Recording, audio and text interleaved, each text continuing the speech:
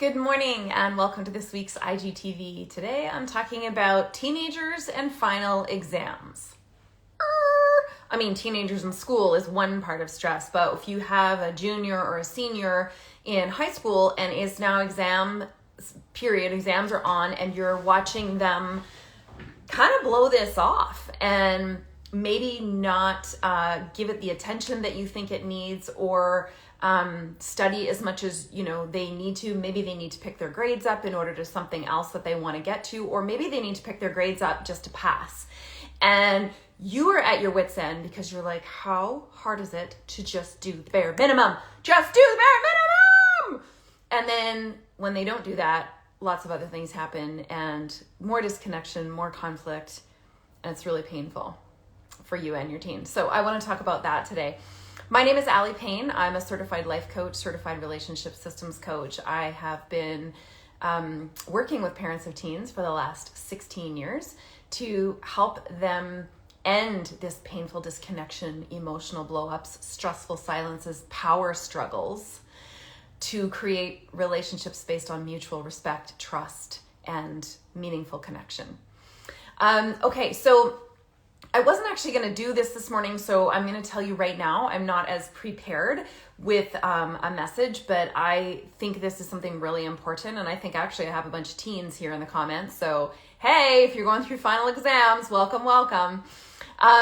So if you're an adult, if you're a parent here and you've got a teen that is going through final exams right now, just type a yes in the comments. If you're watching on Instagram, I would love a follow, and if you're watching on YouTube, I would love a subscribe as well.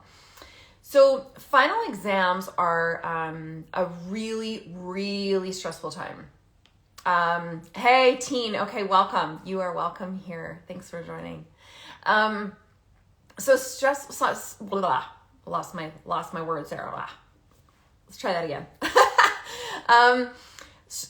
Final exams are really, really stressful, especially when you're a junior or a senior, because I think there's a lot more pressure. Well, I know there is. I'm going to tell you a little bit of my experience in a second. There's a lot more pressure that these exams are ridiculously consequential, like so consequential. How should you tell your parents? I'm actually going to answer that in a second because I did that too.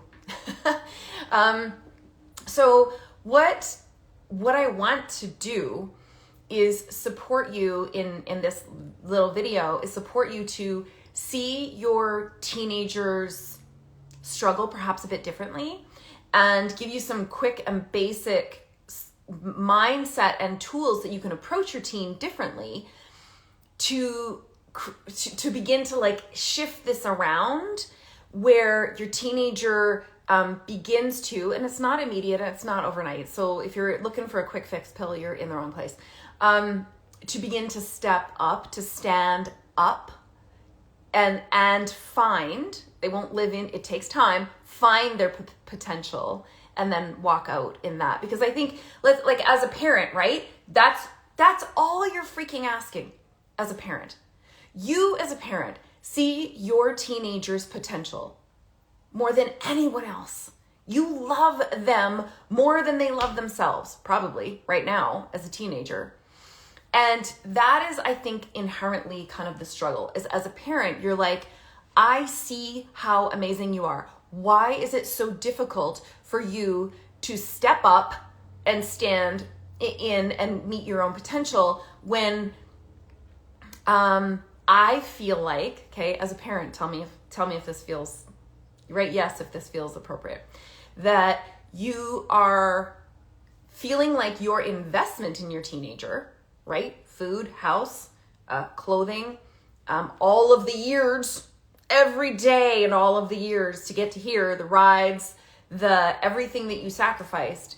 And I think that's one of the triggers for parents, is that you're watching your teenager behave in a way where you feel your investment and your sacrifice is not being stewarded, if you will. It's not being well used, right? And so I think that's where so much of the anger, the anger, the resentment, and the frustration come in, is it feels at a level, I think it feels disrespectful that they would behave this way after everything you've done for them, which I know that's a bit of a line, that's a guilt line, but for as a parent, like I know you and I can like say that, right, to each other, like after everything I've done for them, right? I get it. Oh my gosh, I have said that too. And I have caught myself leaning over the after everything I have done where I've said it out loud, which it's a guilt. That's a guilt statement intended to coerce someone into changing their behavior. So I do not recommend that whatsoever. Don't do it. And then those words starting to actually like dictate like little sharp comments I was making, little sharp criticisms. Have you ever stepped on Lego as a parent? You know that like sharp corner on the softest part of the bottom of your foot? You know what I'm saying, right? You step on a toy, that pain, that little sting that like sends you up to the roof where you have to be peeled down.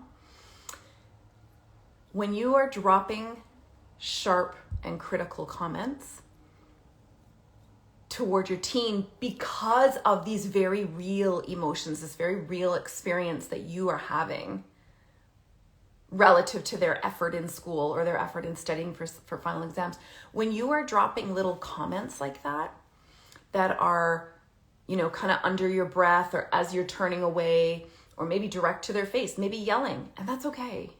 That's okay. And it's saying, you're smarter than this, and you're trying to like yell encouragement at them, and then it takes a turn and it starts to sound like, like, what's your problem? Like, where do you think you're going to live? You're not living here when you're 20, 25 or whatever. How do you think you're going to support yourself? Like, I'm not doing all this stuff for you. If you're not going to stand up, it starts to be transactional because you're not feeling like your investment is being stewarded. And then it's little other comments like, well, if you didn't play video games so much, or maybe if you came out of your room, maybe if you just went to school, or how hard is it to, like all of the, you know what I mean? All of those little under your breath comments. Oh my gosh, I did those. If you did those too, put a little hand, because I did those. I did.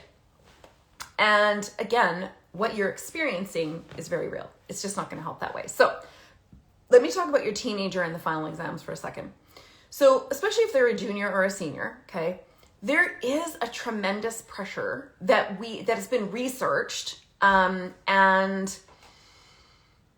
it's documented that what teenagers learn is that performing in school becomes the only thing to win at the game of life.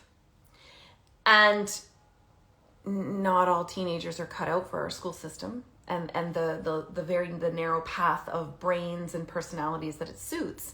And so if you cannot win at the only important game, there's unfortunately, because this whole system is broken, this is not against teachers, there's not a lot of great support if you fall outside of those main lanes for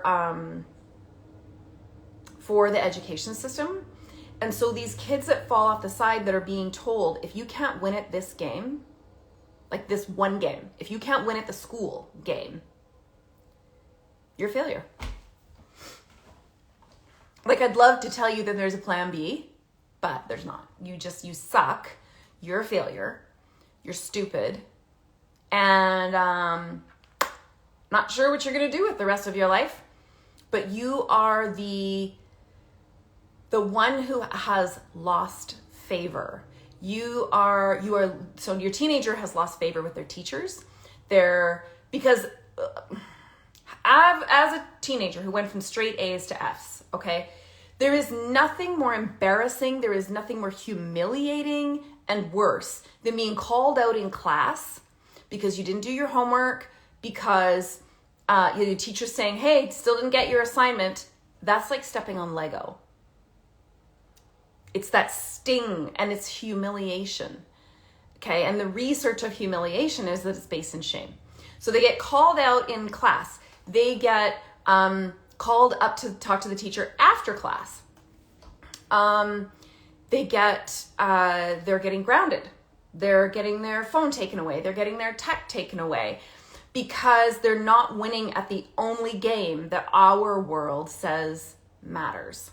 Achieve in school, get good grades. Achieve in school, get good grades.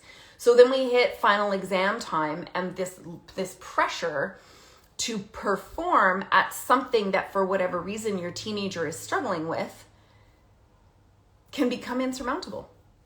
It feels like the unwinnable game. It's not a game that's even winnable anymore. And according to our brains and motivation and desire, when we feel faced with a game, a project, a task, or whatever that feels unwinnable, what are the chances of your teenager trying?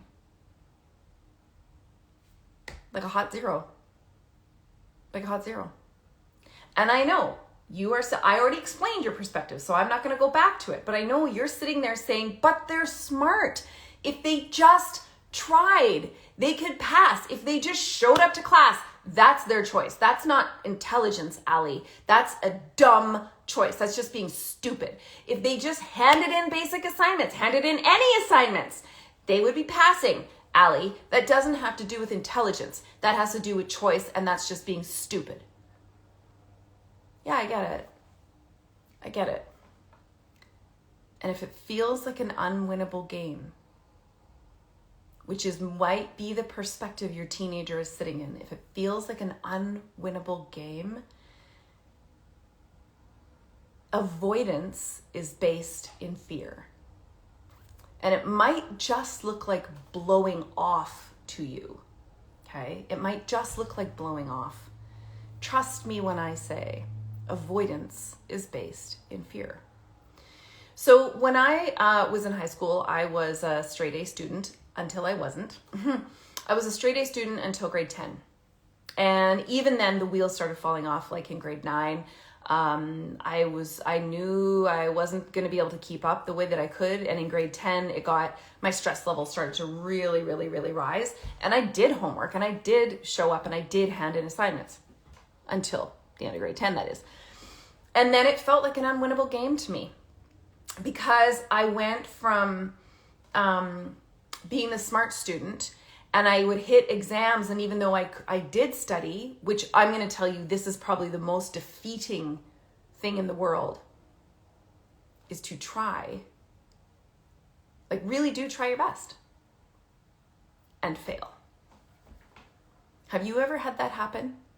Have you ever had that happen in something that everyone around you deemed as very consequential, and it's not a video game, so you don't get a second try? You don't even get, lose all your ranking and then have to start over again. There is no. So the whole point of the whole thing of a final exam is that you're asking, as a parent, you're asking your teenager to do more of what they already feel like is an unwinnable game. And I know as a parent, you're like, yeah, but the final exam is worth this much. So it's more important. Like, sure, okay, they might get away with blowing off a quiz or an assignment, but the final exam is the thing. And they got to pay attention to that. I get it. In final exams, in grade 10, I tried my hardest, and I was hanging on by my fingernails. My grades were dropping slowly. My percentages were dropping. And my stress level was rising. And because my parents, bless them, had exactly the same perspective that you might, that they were taught. And so they did what they knew. They did grounding, shaming, criticizing, punishing, to get me to be the person they wanted me to be that person who was the straight A student of grade 8, 9, and 10. And I couldn't. But the more I couldn't say to them, because they were on, but you can. You did it before, so you can. You're capable of it, so you can. There was no saying to them, but I I'm struggling with depression. I'm struggling with anxiety. I don't understand the content. It's not going in the same way. And I don't know what I'm doing. I need help. And I know now you might be thinking, if you're a parent, right? You're thinking, okay, well, they could just go ask for help. See that teacher at the front of the room? Get your arse up there and go ask for help, or email them, or go on your chat with your teacher and say, I need help doing this and this. Like, how hard is that? And I hear that. I really do hear that. And again, I want you to remember that being the dumb kid, being the stupid kid, which is how it feels, is humiliating. It's like stepping on the Lego. And so it feels like an unwinnable game. It's sharp, emotional, which your teenager's brain is highly susceptible to judgment and criticism during the entire adolescent mental development, physiological development. And so they're not going to go ask for help unless, in the rare condition, it is a teacher who says, okay, what can we do? Not, well, I'll help you, but you better hand in your assignments or I'm not going to help you anymore. Or not, well, I'm not going to help you. You don't even show up to class. Why would I put in time to you if you don't? Because this is what teachers are taught too. I'm not against teachers, but this is again what teachers are taught. So here we are going into final exams, and we've got kids who are struggling and they are perceiving school at whatever subject or grade, like junior, senior, whatever, they're perceiving this now as an unwinnable game. And as an unwinnable game, they stop trying. And that's what I did in grade 11. I just started skipping school. I didn't show up to a single Monday, I don't think. I showed up to a single Monday in my junior year. When you don't show up to class, it's a little hard to get the homework. And I stopped doing homework. I would blow off assignments, and because my level of humiliation of, especially being the smart kid going to the dumb kid, I mean, whoo, that was something. And the teachers did what they knew. Okay, the teachers did what they knew. So the teachers were like, what's your problem, Allie? Like, what, like, yeah, and they would ridicule and humiliate me, not realizing that what I needed them to say is not, what's wrong with you? I needed them to say, what happened to you? What is going on for you? What is it like to be you? Because that is where the answer lied. The answer to changing my behavior, to getting me to show up, to engage, to care in school, was not by downward pressure of coercion, humiliation, guilt, shaming, and criticism. Downward pressure drives the answer that is always at the emotional level further down. And so that's why I stopped showing up. I didn't talk to anybody. I was athlete of the year for years. I stopped showing up to my sports. That might include somebody in. Nope, nobody asked. Stopped showing up to school. Stopped showing up to sports. And that year I don't think any pictures in my school book, because I missed all the team pictures. And I got Fs. And I failed. I failed a bunch of classes. And yeah, it's on my final report card, like the one you get when you graduate that has your junior and senior year. It says D's and F's on that report card. Here's what I want you to understand.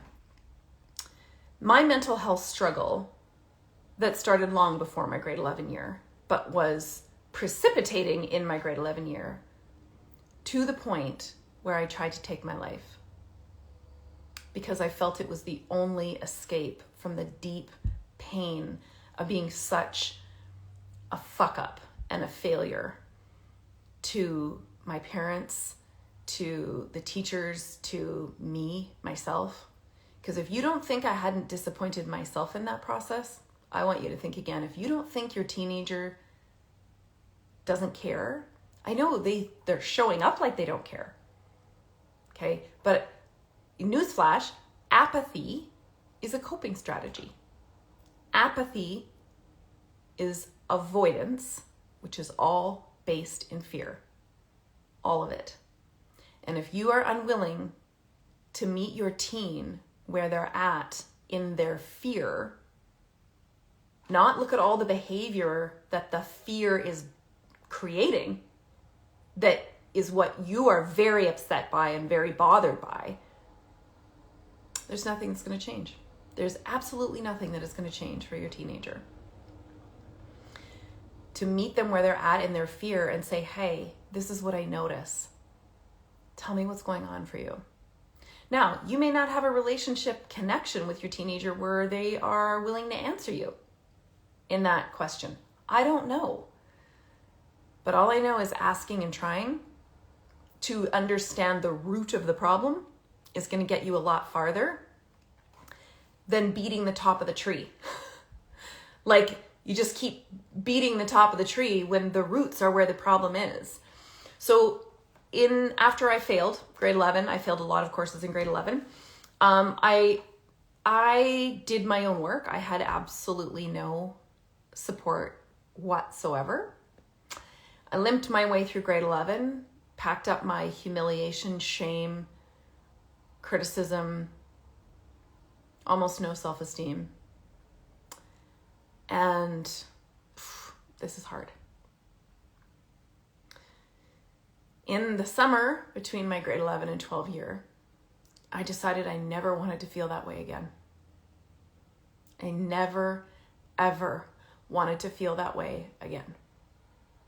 So I started writing out what was good about me. I was a good friend. I was caring. I was thoughtful. I started writing out what was good about me. And then I started writing out what I was going to do specifically, behavior or strategy-wise, to change things in grade 12, my grad year. I was going to, show up for every class. Woo! Okay, so that's big. I was going to show up for classes.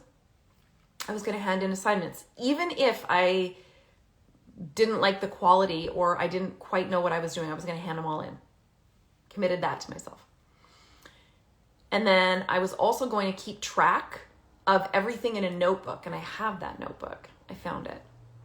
So that I didn't need to stress myself even further by trying to remember everything in my head. Remember what was the homework. Now remember, I'm old, okay? So this is before the age of the internet when teachers could put like homework online and there's apps and all that stuff. I couldn't do that. So I decided, but I was trying to remember it all. So I got this, my aunt gave me a notebook and I decided to use it to write everything down. And I decided I was going to make the most of it. Okay, so I was a senior sitting in junior classes. Ooh, you want humiliation? Yeah, I was the only senior sitting in the back of some of the classes that I had failed and had to retake. I was going to do it. And I did. Because nobody came to me, and I'm telling you what they needed. What your teenager needs is for you to tell them. My love for you is not dependent on a letter or a percentage. Your value as a human being in this world is not determined by a letter grade or a percentage. Because you want to bet your teenager does think that. I know, because they message me all the time. They believe their only value in the world as a human is determined by a letter grade or a percentage. They believe that your love is conditional to them based on those grades and percentages, and unfortunately, they have data to prove it. Because when those letter grades and those percentages drop or don't show up the same way, they get consequences, they get punishment, they get guilted, they get shamed, they get humiliated. And it's not because you're bad. It's because this is what we were taught. But we know now That actually is the farthest thing from motivation as possible. Your teenager doesn't need criticism and consequences, okay? Especially moving into final exams. Scientifically researched, I promise you proven, what they need is care and compassion. Curiosity, care, compassion. Get curious about what is it like to be them right now, not what happened to you or what's wrong with you. What's going on for you? Do you see how a couple of those questions are leaf level, branches, and top of the tree? Okay? And a couple of those questions are down at the roots. Your teenager might not answer you. But if you stop looking and defining their worth, your teenager learns their value and worth by how you determine value and worth, which was based on your stories of how you were raised. That a good parent raises good kids who get good grades. So your own identity and value in your own story is also all up in your jam, and it's got your fight or flight triggered. So what is this about your story that's in the way? Yeah, Allie, but if they don't get good grades, they can't get a good job and they won't get into this university. And okay, maybe. But I'm going to tell you one thing for free from someone who tried to exit themselves from the world. There's only one me.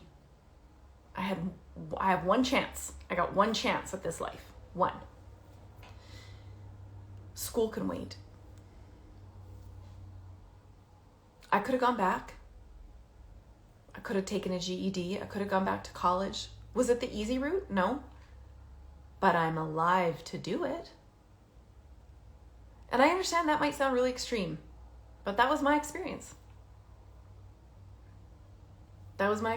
When I tried to take my life and it didn't work, I was like, well, I'm here now. Okay, well, I'm here. So I guess I'm going to make this work. So as we enter final exams, I want you to challenge yourself. I want to get real curious about your stories, about what grades and percentages mean. And I want you to turn from control, criticism, and consequencing your teenager who may not be caring, who's not doing it the way you want, or perhaps at all living up to the potential you believe they're capable of. And I want you to turn to curiosity, compassion, and care. Because that is not what is being a pansy soft parent. I know you were thinking it. That is what is being an ally. Your teenager will not step up to see their own potential, let alone fulfill it, without someone standing beside them, believing that they have the mental and emotional resilience and capacity to do that. It doesn't take IQ to do that. It takes 0 IQ to fulfill your potential. It takes hopefulness, it takes resilience, it takes confidence, it takes motivation and desire. All of those are internal. So I need you to stop playing the external game. And know that when your teenager gets the internal game and you're their ally in mastering that, the world, they can master anything. Exhibit A. Failed, went back, graduated. Actually, top of my class in my grade 12 year. I graduated top of my class. Then I went and failed at a university because my mental health challenges hadn't gone away. They were just band-aided, and I needed to face that. And it would have been great if I wasn't my only ally in that. And your teenager is waiting for you to be their ally more than you could ever imagine. There's probably no one they want more to be their ally in this whole education, growth, figuring out who they are, what they like, and how to work in an education system that is antiquated and broken, and how to help them find their way to do that the best that works for them until they can move on to universities and work and things that operate with a little bit more flexibility to who they are and what they want to do. So I want to thank you so much for joining me today. I want to thank you for being here and for listening. This is really hard as a parent. It is really hard because I understand parent shaming is also an Olympics, and I do not promote that. If you want to start by changing your communication with your teen, because that's where it starts. Changing, how do you shift your communication from criticism, control, and compliance to care, compassion, and curiosity, then join me on Wednesday, January 17th. I'm running a free masterclass, and there will be a replay, but only if you register. So you've got to tap on my name, wherever my name is. Then there's a link in my profile here on Instagram, and I want you to get registered. If you can't find it, just go to my website, alipayne.com. Big banner at the top, big pink banner, alipayne.com, big pink banner. Just tap that. Make sure you get registered so that you get the replay if you can't make it. There is going to be some bonuses on there as well for some personal coaching with me. So make sure that you get registered for 5 ways to get your teen to listen to you the first time without constant nagging and reminding. That's next week, January 17th. I will see you soon. Thank you so much for joining me. Bye.